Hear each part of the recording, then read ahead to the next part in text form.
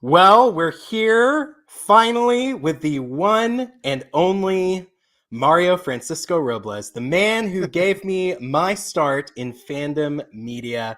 I'm so excited to have him here today. We are talking about Batman box office. We are talking about Superman and maybe more. Who knows? Well, Yeah. we're Well, first just of all, I just want to we're just say, gonna go about it. Josh, yes, but hang on, I just want to say you made it a very easy call to bring you on to Revenge of the Fans and have that start because your enthusiasm, your eloquence, one of the easier decisions I made when I was running Revenge of the Fans. So I just have Oh to man, throw that out there. All right. I But I I can't really wait to get started on this with you. I really appreciate that. Hey, it's been a Revenge of the Fans season on Super Secret HQ. This Oh this yeah. season, I had Katie Rentschler on to talk about Star Wars.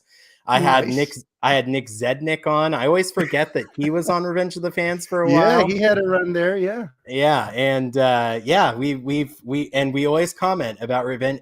Oh, Adam Bastiano's been on. Um, Hey, nice. Yeah, so I so guess you go to an unofficial reunion without me, Josh. What is I this? know. Well, now you're a part of it. Now you're here. There we So go.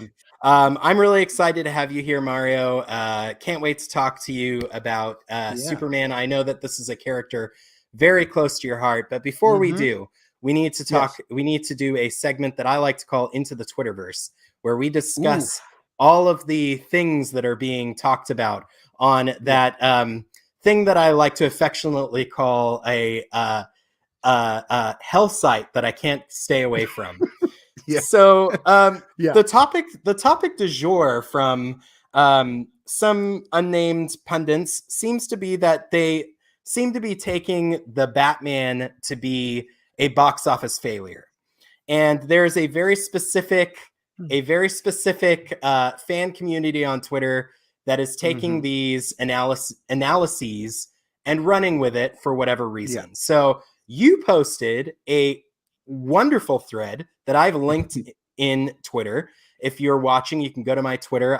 It's the tweet is excellent thread because it is an excellent thread. But I just wanted to chat with you a little bit about that. So do you mind just giving us like a overview synopsis, and then we can have a conversation about it? Absolutely. Yeah. So it's funny. I've been watching these debates rage on now since the film opened a couple weeks ago now. And I have a slightly different vantage point than most because I've been covering this DCEU stuff on like a daily basis ever since one of the reasons I got into my fandom media was in response to Man of Steel back in 2013. Shortly after that, I had started writing blog entries just about that movie, just breaking down Man of Steel. And eventually people were like, you should do this like for real. You should submit your work to websites and see if someone will hire you. And then one led to another. And I've been firmly entrenched in all this DCEU back and forth with the fans for many years now. And when I look at these debates now, I realize that these debates are really just the sequel to heated conversations from way back in 2016. So here's what today's thread was about. Because back in 2016, when Batman versus Superman came out, a lot of people rightfully thought that this was a huge box office smash. It had a huge opening weekend that opened to 422 million worldwide, and it went on to make around 874 million when all was said and done. And by many accounts, by most standards, that's a successful film. If you make almost 900 million bucks, your movie is typically considered a success. But there was a kind of an asterisk on that success because the film had ended up being very expensive and the expectations on the film were relatively sky high because the folks at Warner Brothers were not thinking of it like this is just a random sequel or like this is just part 2 of one gradual build to something. That film was built to be a Justice League precursor. They threw everything but the kitchen sink into that movie. And the trailers kind of revealed everything too. They kind of spoiled the movie along the way, but they went crazy trying to stir up all this interest in what was essentially going to be a Justice League type of film. And when you factor that in, and you factor in the fact that once everything was said and done, Warner Brothers only made about 106 million bucks. suddenly that 800 in profit, I should say, the 874 million no longer was that impressive. And a lot of people on my side of things who cover this stuff went through great lengths to try to explain to fans that, yes, I understand these numbers look impressive, but they're actually a far cry from what the studio was expecting and what a good return on investment would be when you put all your eggs in one basket and make this one film the launch pad for your entire cinematic universe. So somewhere along the way, that conversation got dumbed down and distilled down into just they wanted BVS to make 1 billion, and billion became like this threshold where it's like, okay, well, apparently if it doesn't make 1 billion, then it's not good. If it doesn't make 1 billion, then the studio gets to come in and chop up your movie and basically fire you off the set and do all this stuff. So this big grudge started building about the $1 billion threshold. And the sad part is the folks on this in the Snyder camp started using that as a way to attack every DC film that's come out since. Now, of course, they couldn't do that about Aquaman because that actually hit the 1 billion mark. But for everything else, they've brought it up. They brought up how Birds of Prey didn't get there. They brought up how Shazam didn't get there. They brought up how WW84, which again is hard to really tell because it was on streaming only. But the big thing is, look, they haven't made 1 billion ever. I guess these are all flops and failures, huh? And the same thing is happening now with Batman, and it's kind of all disingenuous. It's all mainly trolling, but it's these people who are essentially using that $1 billion benchmark that had been mentioned for BVS as a reason to say that the Batman is failing when it is not at all. That's just fiction. That's just people who claim to be fans of these characters actively rooting against the latest Batman movie. So it's just kind of ridiculous. And I had to try to just clarify that, folks, when you're trying to reason with these people who call it a flop, these people who clearly don't understand how box office works, you have to understand you're not really convincing them that Batman doesn't have to make 1 billion. You're trying to retroactively explain to them how BVS underperformed and they have to just let that go. Okay, that's 6 years ago now.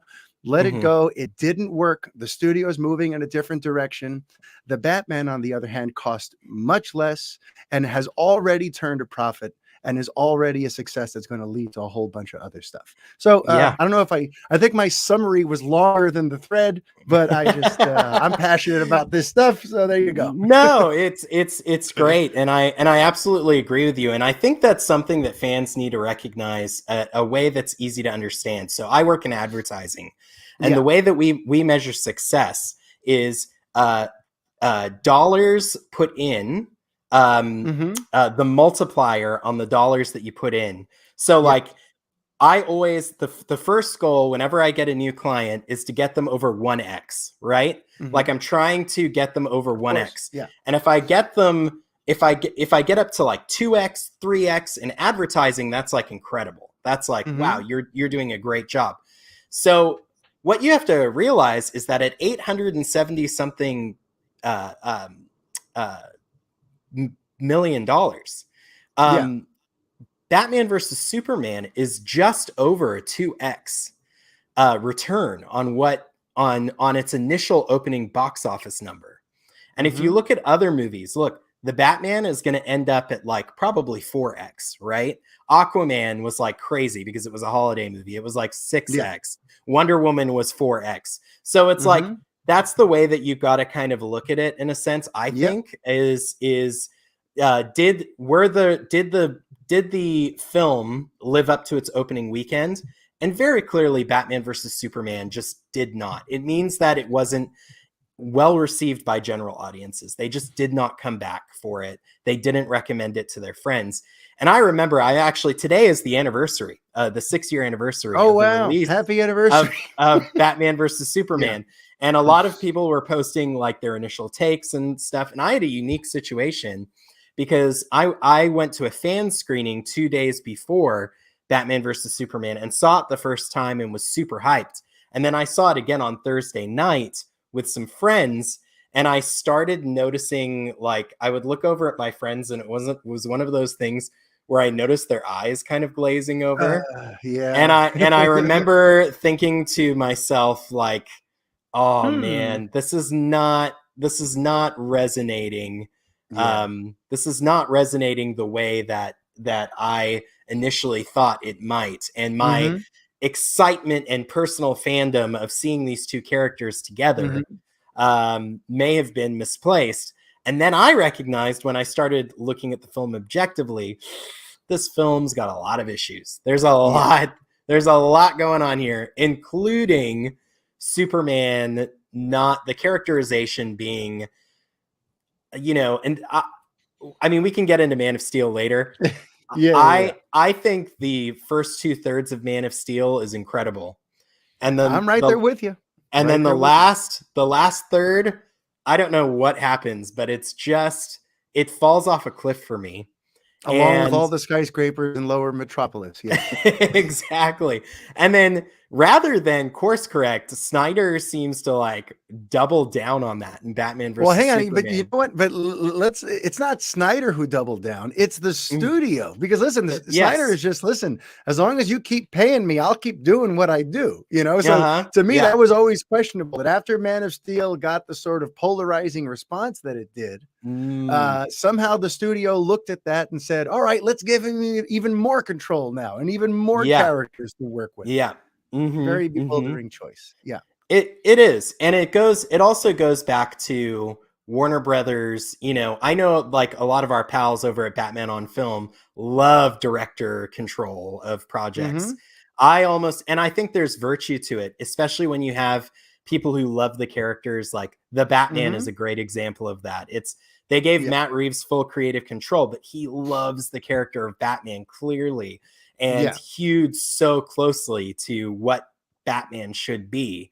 And Hmm. so there's virtue in it, but I think that there's also some weakness in that, especially when you're delivering beloved IP like Yeah. Superman, who's portrayed a certain way successfully, and then you give it over to the director to do their take.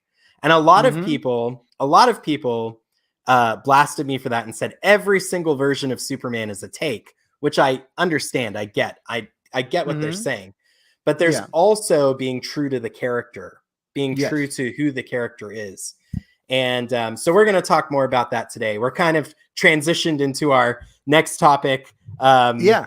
organically. And did you want to add something? Sorry. No, no, just to kind of, finish up the Batman box office talk. The thing reportedly cost, according to Forbes today, they did, or yesterday, they had a report that put it at 185 mil. So at Mm-hmm. 185 mil, we're talking, the general rule of thumb is you want to double that to know that Mm-hmm. then you get and start getting into profits. So that would Mm-hmm. mean that as long as it passes 370, we're in the profits. And the movie's already at 609 worldwide. And Yeah. that's why it's like this thing is already making money for the studio and Mm-hmm. it's not done yet. Because that's Mm-hmm. one other little tricky footnote when we talk about the BVS box office is that they released it everywhere around the world simultaneously. So it did Mm-hmm. have a very impressive opening weekend in terms of 422 million, made it one of the all-time big openings. But Mm-hmm. then the big story was, which you pointed out, it didn't have any legs.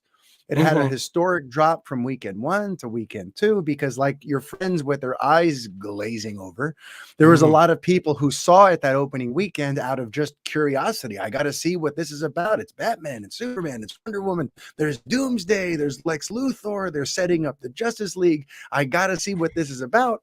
And they raced out to go see it and then promptly told their friends, maybe not. Maybe it's not that urgent. And one of the things, like even from Friday to Sunday, within that opening weekend, there was a notable drop. So like Yeah. writing was already on the wall. So yeah, that's what happens when the word of mouth is tepid and the reviews are terrible.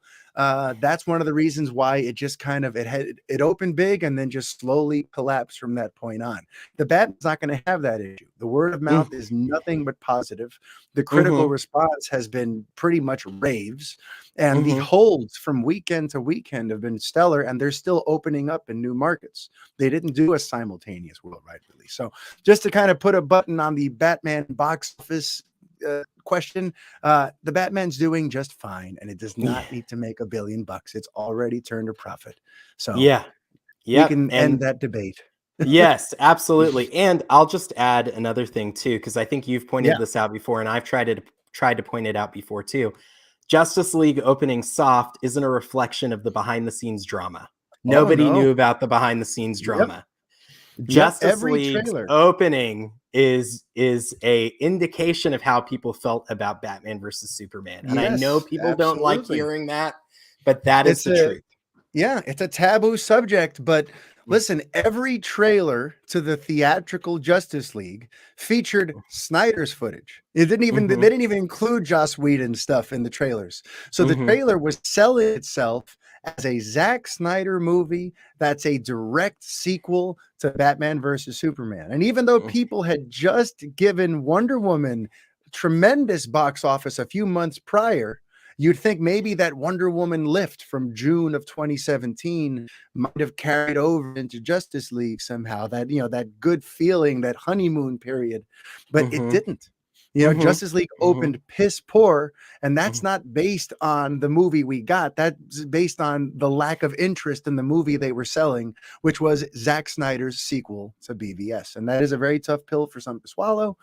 But hey, it Mhm. is what it is. The general audience did not know about all that behind the scenes turmoil. That was just us geeks. Yeah, So yeah. yeah, I'm glad you brought that up. And a lot of geeks didn't even believe it. I think it Oh was like yeah.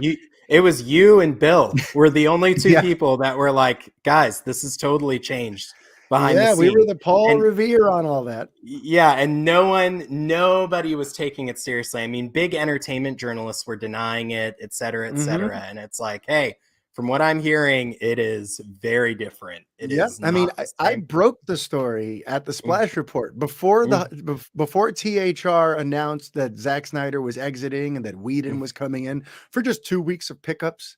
mhm. 2 weeks before that report is when I'd published at the Splash Report that we had sources claiming that this movie is about to get remade. Yeah. And it's not even like the first time they've done it, because this person had seen the original script and then they Mhm, saw what Jeff Johns and the studio had turned it into, which was like a second version of the story. And mhm, then they knew that Joss Whedon was coming in with his own version of the story that was going to undo a lot of stuff that had already been shot. So mhm. yeah, I broke the story that this thing's about to be remade for essentially the second time in the last year. And then yeah, and a lot of people were in great denial about that, even right up until the film's opening. Right before it opened, I remember there were people still arguing with me that no, this is Zack Snyder's movie. That's what everybody says. That's what all the trailers show. You're Mhm. just making it up. And then they saw the movie, and it was exactly what I said. It's not Zack Snyder's movie at all anymore. Yeah. But yeah, Yeah. Yeah.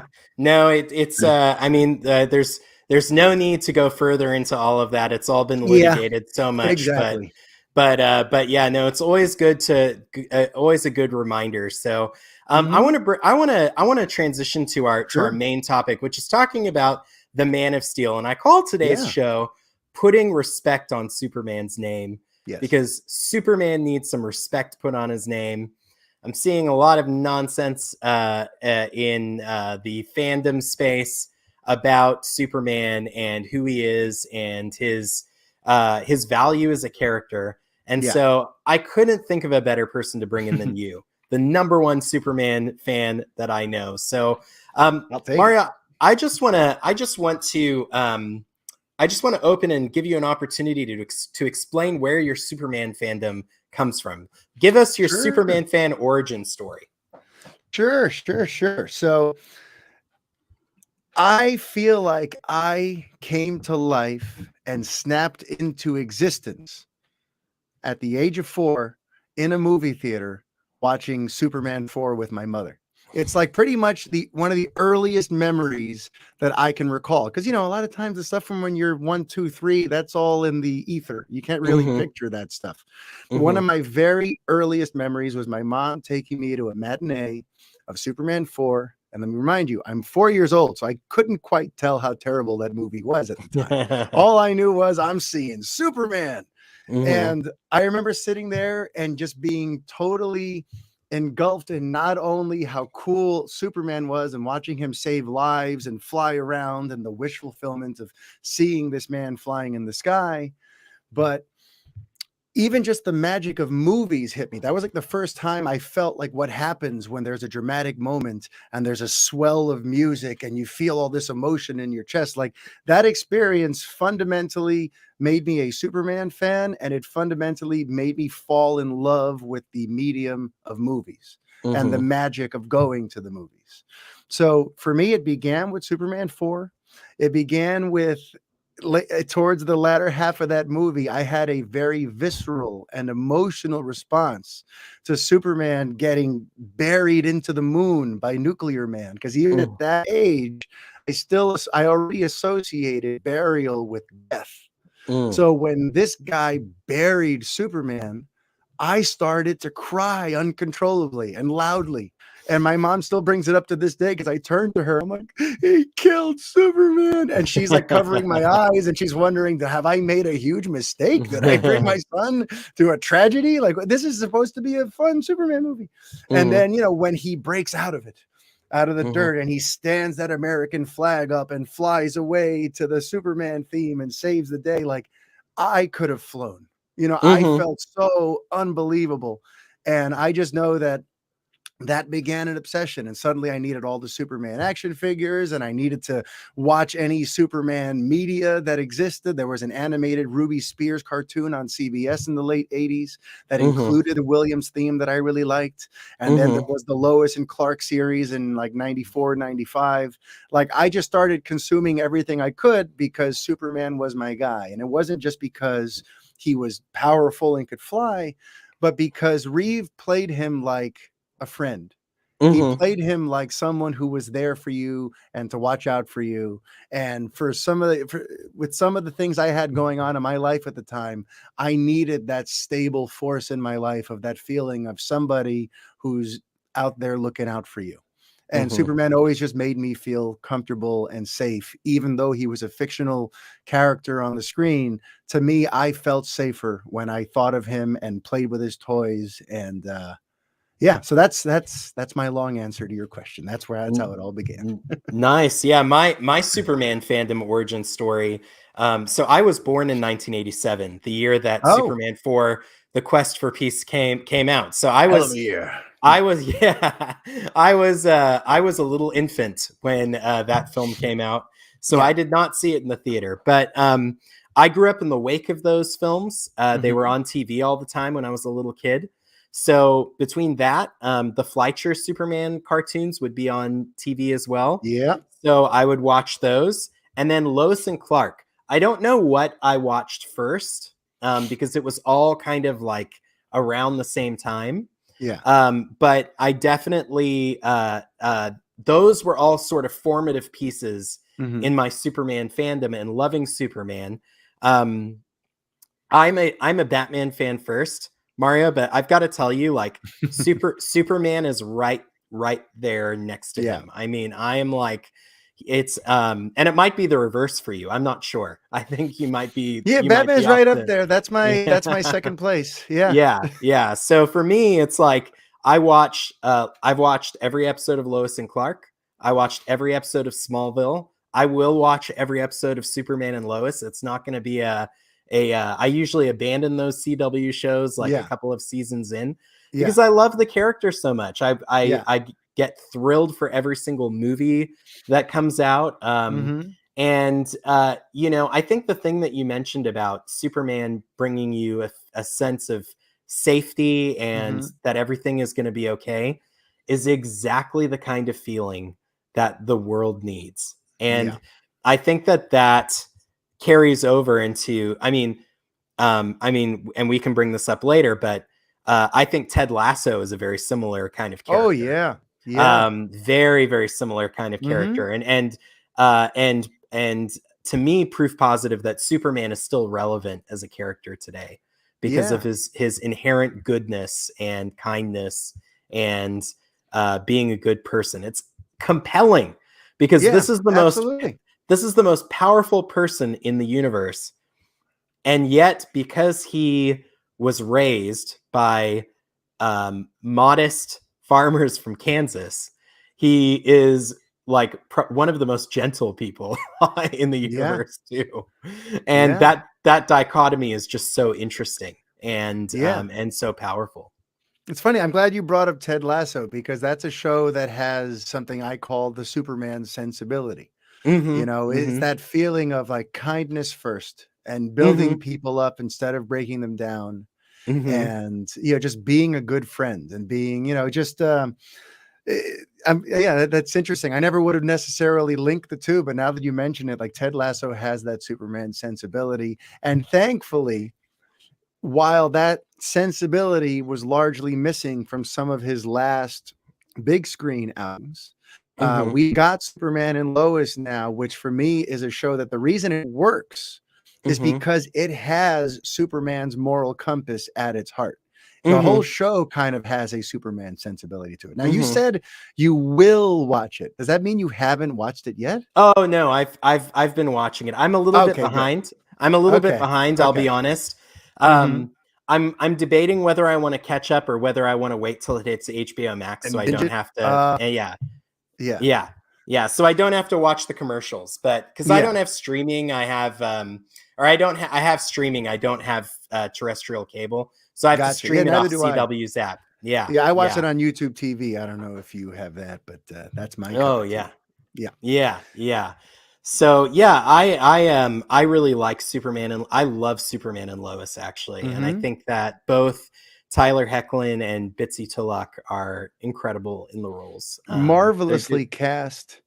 And yeah. you really got to give it to Hecklin because, like, I counted him out. I'd already seen him in a couple of these Arrowverse crossover things. Hmm. And to me, he was fine. He was perfectly pleasant.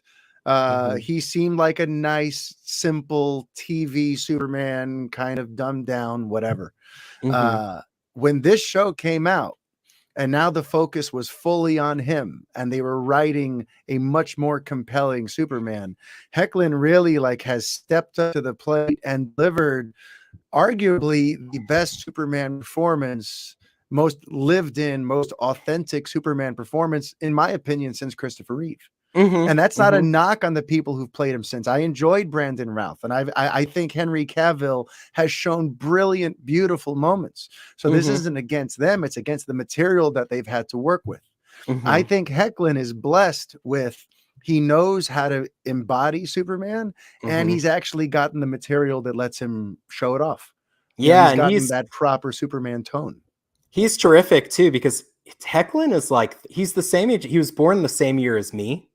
And Mm. he is convincingly pulling off being because he's playing older, right? He's Yeah, supposed yeah, to he's be supposed to be like 40, I think. yeah, he's supposed to be in his 40s and he's playing older, but he looks younger. And the show they explain this in Supergirl. They explain that he looks youthful because he's Superman, you know? Yeah. But he carries himself and is convincing as Hmm. a father of teenage boys. Yeah. And I'm really impressed by that because I'm nowhere near being a father of Yeah. teenagers. And meanwhile, he's So only like 10 years older than the actors playing his sons. So it yeah, really speaks to his ability to like bring on that paternal, that paternal age, so to speak. the show's wonderful because it's Superman as Jonathan Kent. Like it's Hmm. Superman getting to be the kind of father that he had growing up. Hmm. But in the case of it, and he kind of has to he has to play the role that his dad played for him for Yeah. Jordan, Hmm. but also kind of do the reverse with Jonathan in the Yeah. show at least. Now I Hmm. haven't caught up yet, so I don't know what Yeah. I don't, Oh, but there's like some interesting twists and turns coming your way. You'll yeah, see. but I find that dynamic just really really interesting, Yeah. and I I mean, enjoy it a lot. To me, what it does best is it keeps Superman pure. It keeps Mhm. his ethics. He is still the big blue Boy Scout, but the Mhm. world around him is a little murkier. He has to deal with more shades of gray and some ethical dilemmas and all that sort Mhm. of stuff. Mhm. They didn't corrupt the core values of Superman or Mhm. make him someone who's like hesitant to help or to Mhm. angst ridden, or they didn't like modernize him in terms of adding these extra darker layers that didn't have to be there. They kept him pure, but they Mhm. made the world around him a lot more complicated. And there's a lot more for him Yes. to grasp. This season, there's a whole thing where the US Army doesn't want him making saves in other countries because we need to know that your loyalty is to the United States. And he's like, Mm. I'm not a tool for a country. I'm here to help humanity. Mhm. And, Mhm. it just, I think that they really got that right, where Mhm. they made the world around him a certain way, but they kept our boy Kal-El pure.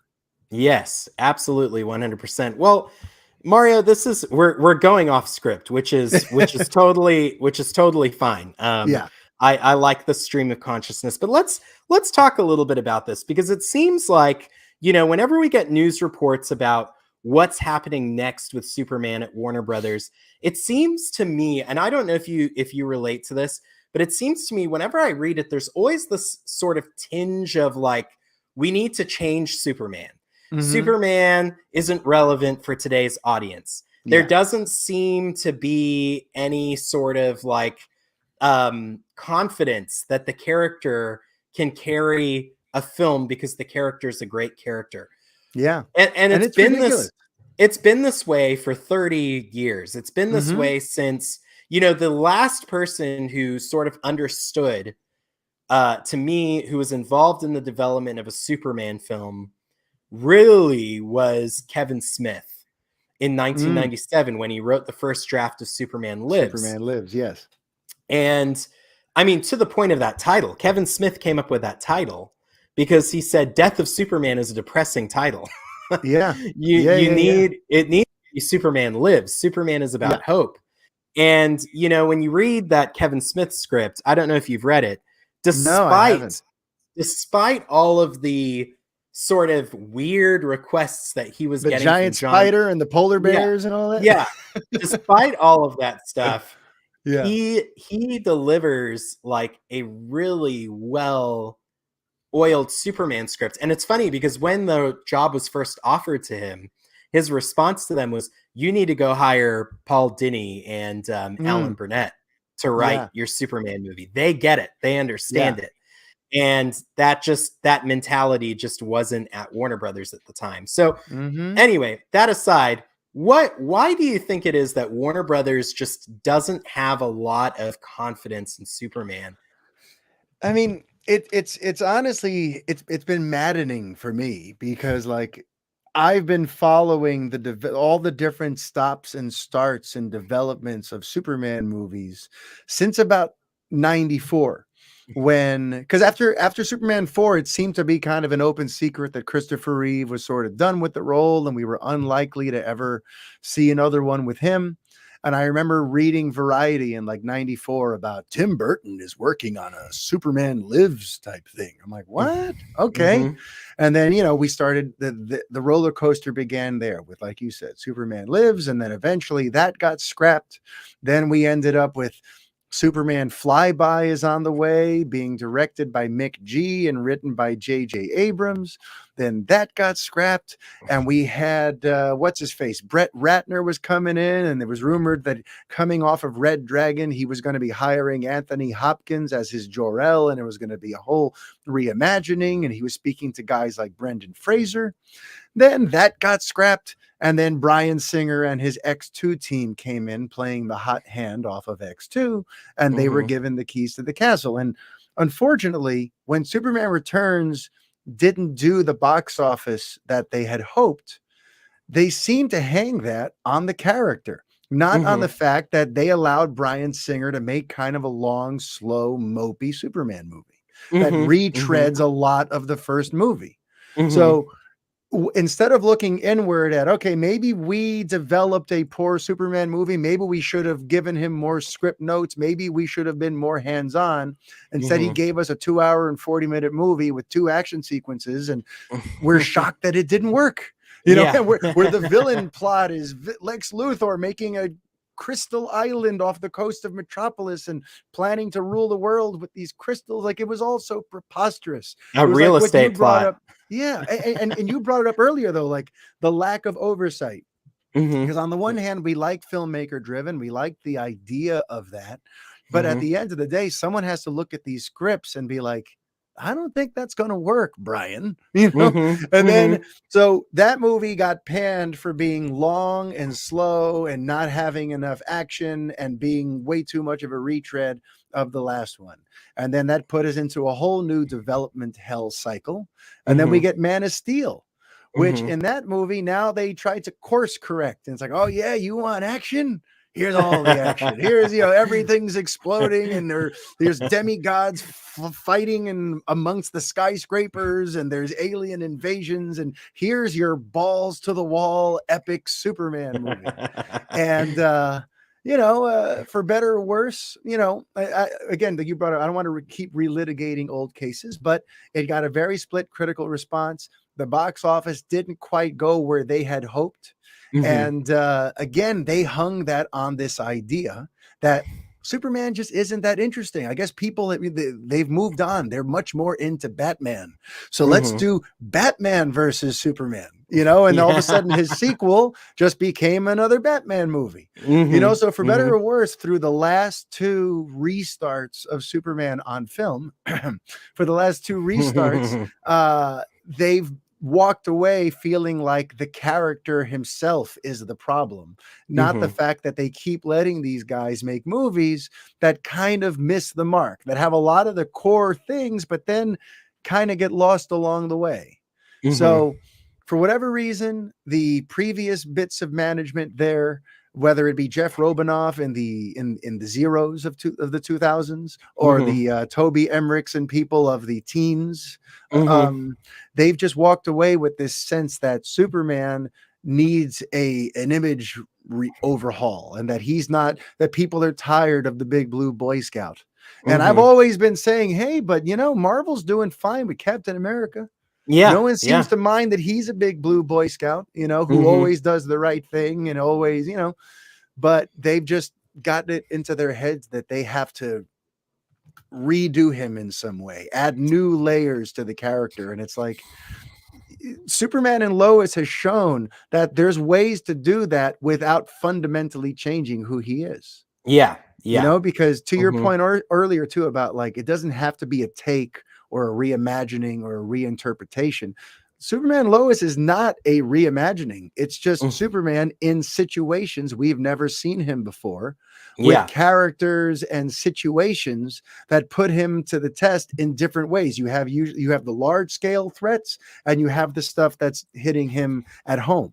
And that's kind of the key to a good Superman story. You want to have the spectacle, you want to have the Superman level action set pieces, but you have to have that heart and that emotion in there, and those more personal stakes as well. Yes, absolutely. Superman and Lois proves that you don't necessarily have to have some fresh, new, never before seen take on Superman, for it to be a success. No, you're spot on, and you're correct. And now the new thing seems to be, I mean, I've heard other things behind the scenes as well, but sort of the scuttlebutt that we hear is that and by the way, first I want to say I trust Jim Lee, I trust Walter Hamada. I think that they've shown themselves to be very competent, and of course, Jim Lee knows and loves these characters and understands how vital these characters are. So I think in the end, it's going to work itself out. Yeah. That being said, the scuttlebutt that I'm hearing, and it's annoying because it feels like it's things DC people are saying to these executives to help like calm their nerves. Yeah. But the new thing seems to be, well, Supergirl will be our Superman. And I love Supergirl. I think Supergirl is a great character. she is very different from Superman. Yes. And it's almost insulting to the character of Supergirl to Yep. say that she can just fill the Superman void. Mm-hmm. Because, Supergirl's she wasn't raised by the Kents. She was raised by different people. She's more haughty. She's a teenager. She's anyway. Yeah. I I mean, don't need listen, to it, explain it all it it that for you. demeans the character to just Yeah. have her be the female Superman in the DCEU now. But that's why Mhm. too, like because I've heard that scuttlebutt too. I know there's certain YouTube scoopers and whatnot who've found a way to get lots of clicks and views, making some pretty outlandish claims about things like that. Mhm. But I think they're taking it a little literally. Mhm. I think the likely news is that Warner Brothers is really hot on Supergirl right now. They're Mhm. quietly getting the pieces in place for a Supergirl movie starring Sasha Calle, and they're going Mhm. to announce that as soon as The Flash introduces her later this year. Actually, no, that Mhm. got bumped to next year, Next right? year, yeah. This poor Mhm. Flash movie keeps I getting know. delayed. But yes, okay. So they're waiting until the Flash introduces her to the world until Mhm. they announce it. And I think just in terms of priorities right now, Mhm. Supergirl has replaced Superman from just a strategic standpoint. She's the one that kind of has their focus while they figure out their Superman situation. But Mhm. I don't think that within canon, within the storylines, within the context of the DCEU as we know it, I don't think it's going to be this like character swap where now No. we're just going to just say Supergirl is basically the Superman now and forget about Superman. Like, Mhm. I think just someone heard that she's a priority and took that to mean, oh, that's it. They don't care about Superman and they're replacing her with Supergirl. And someone took that really literally, really on the nose. Mhm. And Mhm. they've got a lot of people very up in arms about it right now. But Mhm. that's my Mhm. take on that scuttlebutt.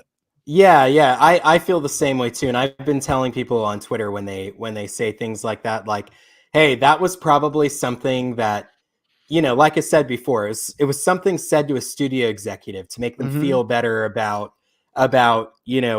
what they're kind of doing and focusing on. Yeah, I cannot imagine a DC universe on film that does not include Superman in some way. And I agree. I think eventually he will make a return. Now, who will be Superman? Who knows? Yeah. Who like, how is that going to work? Who Or knows? how many of them will there be, right? Because now that Exactly. Yep. DC has introduced the idea of the multiverse, Mm-hmm. we've got the Robert Pattinson Batman who just made his debut a couple weeks ago, and then in Mm-hmm. that Flash movie, we're going to have not only the Ben Affleck Batman, but the Michael Keaton Batman. So Yep. it's very likely that we could have a rebooted Superman that exists in his own world, a la Robert Pattinson. And Mm-hmm. we can have a DCEU Superman who's there for crossover moments like Michael Keaton's Batman is going to be moving forward. Mm-hmm. So I've Mm-hmm. I've long posited that there's a chance that we're going to see the Henry Cavill Superman, but not in his own movies. Like we might Mm-hmm. see him pop up in The Flash in some way. I Mm-hmm. think there's a huge likelihood he shows up over in the Shazam Black Adam universe, where Mm-hmm. Dwayne Mm-hmm. Johnson is a lead producer and they're both managed by Danny Garcia.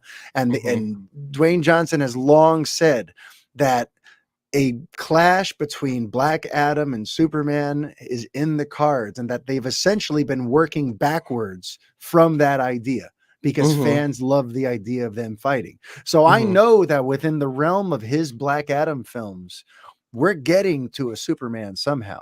And Mm-hmm. as Mm-hmm. long as they're both managed by the same person and on some sort of, on the same team, so to speak, I think it's going to be Henry, who they already used that stand in with his suit in Shazam. They've sort of established that Mm-hmm. headless Superman is Mm-hmm. meant to be that Superman, is meant to be the Henry Cavill Superman. Yeah. So I'm still holding out hope that we'll see him there, but I think we're going to get a rebooted thing on its own Mm-hmm. that kind of runs alongside it. But when that happens, the jury's still out. Yeah. Yeah. Well, on that note, what would your ideal and by the way, this is your ideal. So it could be a reboot, it could be a continuation, it Yeah. could be a soft boot, something in between. Yeah. What would your ideal future Superman movie be? That's a loaded question because I have a reboot idea in my head for how to approach the origin again and all that. Mm-hmm. And then I also have an idea for, or just a general desire to get Henry Cavill to do another solo story, do a Man of Mm-hmm. Tomorrow that sort of picks up from where Man of Steel left off. Like in my ideal world, which I know it won't happen, but in Mm-hmm. my ideal world, the Flash resets things to where now we can just continue for Man of Steel and forget BVS happened. You Mm-hmm. know, and I Mm-hmm. think they Mm-hmm. might do that. I think they're writing Ben Affleck out in some creative way, like that Batman might have never happened. Like maybe, Barry Allen's going to save his Martha and his, his Thomas Wayne, so Mm-hmm. that's why Michael Keaton becomes the new Batman. So if they retcon out that, so that we Mm-hmm. can continue for what happened after he joined the Daily Planet, what happened next for him, I would still, there's just that part of me that wants to see his story continue because I know Henry has some other ones in him. I know he loves Superman. I know that him and Christopher McQuarrie once kicked around a bunch of ideas for Superman stories they'd like to tell. So it's Mm-hmm. funny to this day, until until they announce a full-on reboot, there is going to be that part of me hoping that Cavill gets his redemption. So Mm-hmm. honestly, Mm-hmm. I would want to build on something that feels like the first 2/3 of Man of Steel. So give us a Mm-hmm. different director. But just let's forget the sidestep and detour that BVS and the death and redemption and return of Superman, all that was, and let's just continue because he was a rookie after Man of Steel. There was still so much ground to cover when Yeah. they then just brought in Doomsday, killed him off, brought him back, set him up to be in Justice Superman and Zack Snyder's Justice League. Like Mm. they crammed what could have been 10 or 15 years of Superman stories into Mm-hmm. 2 movies, essentially. So Yeah. I would love to just go back and, and let's have this Henry Cavill Superman have a story that continues on from Man of Steel without just hitting fast forward to all the other things that happened in his life. Yeah, totally. So my ideal Superman movie Gimme. would be it would be a soft boot. Basically what Okay. you're saying as well. I would bring Henry Cavill back because I agree with you. I think that not only does he embody Superman and look like Superman, I think that he loves the character. I mean, he named his dog Cal for goodness sake. Like, Yeah. he clearly has a lot of respect for the character. And so I think he should come back. That being said, I think that some things that Zack Snyder decisions that he made, I Mm-hmm. think can be retconned and changed because frankly, like I I might get crucified for saying this. Oh, here we go. I I don't think Amy Adams works as Lois Lane. I really Ah, don't. I don't think that I think she's lovely. I love mm-hmm. Amy Adams. It is a crime she is the new Leo, that she has never won an Oscar. Yeah. I think that she's a terrific actress. I don't think that she embodies Lois the way that Mm-hmm. the reason Superman and Lois is so great is because Bitsy Tulloch Yes. is as equally a force in that cast as Tyler Hoechlin is, and they play off of each other so well. Yeah. And I think that you need a strong. I mean, it's like Wonder Woman, right? Wonder Woman 84 started from. I feel like that movie was developed starting from we need Chris Pine back. Yeah. And how are we going to bring Chris Pine back? And Yeah, they kind yeah. of work backwards from there Because the because chemistry is great. You can't fake that, and you can't exactly, and create that. It's like lightning in a bottle when you have actors who just have that spark. while I don't think it's necessary per se for Batman, I Yeah. think that the chemistry between Robert Pattinson and Zoe Kravitz elevates that film and just makes it so much better. I mean, I loved seeing romance in a superhero movie. Yeah. It was wonderful. So, Yeah. but I think that sort of you need that in a Superman movie. You need a strong Lois Lane. So I'd Mm-hmm. recast Lois Lane. It'd basically be open season on the cast. Like the only person that I think would really be necessary to bring back would be Henry Cavill. Yeah. And then what I would do, going back to the Ted Lasso point, is I'd hire Bill Lawrence and Brendan Hunt, who are Ooh. the writers of Ted Yeah. Lasso, to come in and Imagine that. do a script, do a Superman script, because See, yeah, I think that they understand and they would get it. And you, you're onto there's something there. Hey, I'm just because you got me thinking too about the comedy writers who came from like Arrested Development and Community, like the Russo brothers and stuff, yep, who came in and had all this success with Captain America and stuff. Yeah, like there's yeah. an interesting parallel there. I like that. Yes, and that is my thinking too, is like sometimes the sort of the intangibles that you want in a property can sort of help uh um the action stuff is all second unit. Yeah. You can get people to do that stuff for you. But like those intangible things, the relationships that the characters have, how you want people to feel when they leave the theater, you should leave a Superman movie with a smile on your face and feeling better about yourself than when you walked in. Yeah. And that is how I feel watching Ted Lasso. And it's not because Ted Lasso is this terrible saccharine show. No. It has moments of, there is pathos. There are things that Ted Lasso walks through.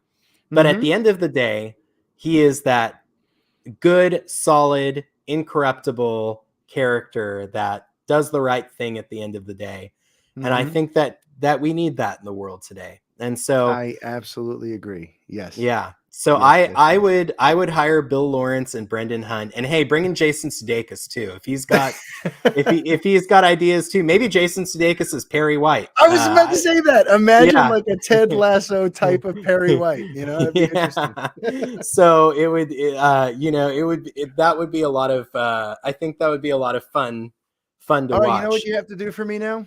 You need to write a column pitching that idea for supermanonfilm.com. And I'm gonna publish that. We're gonna campaign for that because I like that Yes. idea about Yes, Bill let's Lawrence do and it. Brendan Hunt. Yes. Yeah, yeah, let's do it. I think that they're exciting. Oh, Brendan Hunt is Coach Beard too on Ted Lasso. I So know. Trust me, I know. yeah, I've yeah, tweeted him out after certain Ted Lasso episodes just to like point out amazing little things in the script or little moments that he created that I Mhm. deeply appreciated. So yeah, I'm Maybe sold. I'm sold. maybe he could have a fun cameo as Otis or something like that in a Superman Oh movie. wow, yeah, Mr. That, Luthor. Yeah. yeah, Yeah. that'd be so great. But Mm-hmm. yeah, I want to talk to you a little bit because we did Revenge of the Fans together and Yes. et cetera, et cetera. And I know that we're on a time crunch right now. And Mario, I could talk to you about Superman forever. And we So could do this again. Don't yeah, worry. we need to bring you back Yeah, on and do an extended show. But I'm ready. I want to talk to you a little bit about Superman on film. How did Sure. that come about? And Yeah. tell us a little bit about what you're trying to accomplish there. Sure thing. So, very much inspired, obviously, by Bill at batmanonfilm.com. He and I have been friends for years, and he's been on my show a bunch, and I've been on his show a bunch. And I've always kind of admired that, like, he builds his whole online identity around his deep love for this one character. And one of the reasons why I eventually folded Revenge of the Fans is that to me, the scope of it was too wide. It was too much for me to cover and too much for me to have to, like, if I was going to do it right, it was going to require way too much of me. And so I had to do away with that. The Mhm, idea mhm, of now creating a site that's all about my love of Superman and following the lead up to a new Superman movie. Because remember, last year they announced that J.J. Abrams was producing a reboot and that mhm, Ta-Nehisi Coates had been hired to write said reboot. So I'm like, mhm, here we are at the on ramp for a Superman movie. And mhm, it's the character that I could write about and talk about every day for the rest of my life and still not run out of things to say. So I'm mhm, like, I'm going to launch supermanonfilm.com as kind of like a sibling or cousin of Batman on Film. mhm, And anytime that there's any kind of news about Superman to analyze, I'm going to go there and I'm going to write about it. And mhm, if on the off chance I get some inside information, because I still speak to people in the industry, if I hear interesting rumors and whispers, I want to have a website where whenever people want to find out the latest on the upcoming Superman movie, there's just a one-stop shop, a place they could go to read everything about this movie, as Mhm. well as some perspective and some analysis on it all. Not just the facts, ma'am, but the Mhm. perspective of someone who loves this world so much. Mhm. So I launched it, but the funny thing is, there's been no news to report. So I hardly ever have anything to write there. And I was even doing these, I call it the weekly planet, because I can't do the daily planet because there's no news Mario? about Superman right now. Yeah. Oh, yeah, sorry, we lost you for a Oh second there. no. I'm not sure how much you lost. You said you literally said, "The thing is," and then it froze. I said the thing is, there's no Superman news to cover. So Yeah. it's like Mhm. I have this website, and I rushed to have it launch and coincide with DC Fandom in October, thinking, Mhm. okay, Fandom comes out 7 months after they announced about the J.J. Abrams reboot with the Ta-Nehisi Coates script, and J.J. Abrams is scheduled to speak at Fandom. There's surely going to be something to talk about. Mhm. So I launched the website, and there was no news about Superman at Fandom, and there's been Mhm. no news since February 26th of 2021, to be exact. Mhm. So I was doing these like weekly planets instead of the daily planet. Mhm. For a few, I did like 4 or 5 editions of it, and it's just at some point I ran out of things to talk about. So I'm waiting for some Superman news. In the Mhm. meantime, though, I'm going to just start writing about Superman on film in general. I'm going to start a sort of retrospective series. I'm going to Mhm. do a review of every single Superman that's come out. There'll be a video and a written review. I'm going to Mhm. record some audio commentaries for some of the movies. And while we wait for some new news, I'm going to look back on what we've gotten so far, and Yeah. hopefully by the time I'm done with that, there's some hot breaking news story about this Mhm. next Superman movie. But yes, that's what supermanonfilm.com is all about for me. It's a place for me to talk Superman, to give you my interpretation of all the latest rumors and news coming around about anything related to Superman on film. And that's what's up. Thanks for asking. Nice. Yeah, And no, pretty it's soon there's and gonna be a column from Josh say your last name Lagern, for me. Okay, Lagern. that's what I was gonna say. There's gonna be a column from Josh Legern on there about why Bill Lawrence and Brendan Hunt should write the next Superman movie. I will for sure write that for you, man. That's coming right up. Very I will excited. gladly do that for you. Yeah, great. Yeah, no, I love following your Superman on Film account. It's where the Batman box office analysis was Yeah. today. It's a great follow. You're a great follow on Twitter as Thank you. well, You too. IDJ Weddings. Yeah. So yeah, I really enjoy it. Do you is there anything else that you would like to plug, good sir? Well, I've got my weekly podcast. It comes Mhm. out every Friday, and it's what I'm about to record next with my co-host Brett. As soon as I finish this conversation with you, I'm going to enter my StreamYard studio and start recording the Fanboy. So every Friday, we got the Fanboy podcast where we talk Superman. I tend to offer a Superman on film update, if there is one, at the top of every episode. And then we Mhm. go into whatever the kind of week's top geeky news stories are. Nice. And there's the YouTube version where you could watch us, and there's Mhm. the audio version available on Spotify, Apple, anywhere you get your podcasts. So look up the Fanboy Podcast. And I am a big fan of the Fanboy. It is a great show, and We're gonna have yeah, you you'll. on there. I know. I would love to come on, and Right on. you can log on and listen to Mario's dulcet tones on that show. So Mario, thank you so much for joining us. Really appreciate you coming on. We're gonna have to do this again. This was too Yes, short. we are. And I'm going to have you on the Fanboy. So yes, this is the Mutual Appreciation Society. But you know what? Yeah, We're Superman fans. We're nice people. We're good it's for people. good reason. That's Yeah. right. That's right. Well, audience, we will see you next time.